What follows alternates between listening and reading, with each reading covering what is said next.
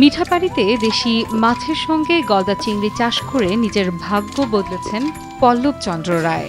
মাত্র একটি পুকুরে বিভিন্ন রকমের মাছ চাষ করে আয় করছেন লাখ টাকা। আমাদের ডিগির মাছ চাষ করেছে, আগে দেখি নাই, কিনেও খেতে পারি নাই, দাম বেশি দেখিয়ে।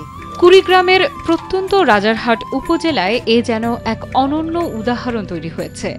মাত্র 40 শতক পুকুরে দেশীয় কার্প মাছের সঙ্গে গলদা চিংড়ির মিশ্র চাষ করে তিনি মাসে আয় করছেন লাখ টাকা। 1000 টাকা করে বাজার দর হলে 1 লক্ষ টাকা আমি পাবো।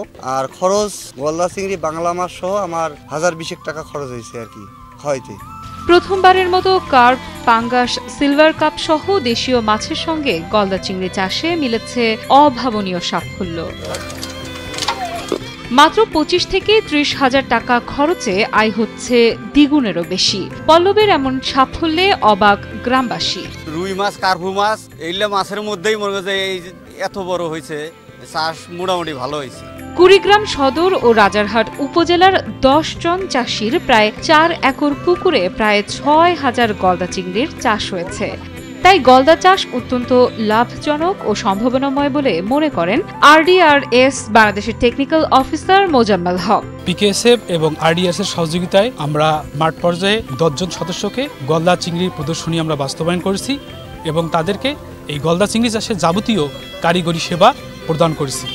এবং এই অঞ্চলে যেহেতু মানুষ কার্প জাতীয় মাছের বাইরে চাষ করে না, কাজেই এই গলদা চিংড়ি এই অঞ্চলের জন্য একটা আলোড়ন সৃষ্টি হয়েছে এবং বাংলাদেশের অর্থনীতিতে এটা মাইলফলক হিসেবে কাজ করবে। রপ্তানিযোগ্য গলদা চিংড়ি চাষ এই অঞ্চলে ব্যাপকভাবে ছড়িয়ে পড়লে মৎস্য চাষিরা লাভবান হবেন এবং কুড়িগ্রাম জেলার অর্থনীতিতে যোগ হবে নতুন মাত্রা। এমনটাই মনে করেন আরডিআরএস বাংলাদেশ কৃষি ইউনিটের টিম লিডার বিদ্যুৎ কুমার সাহা।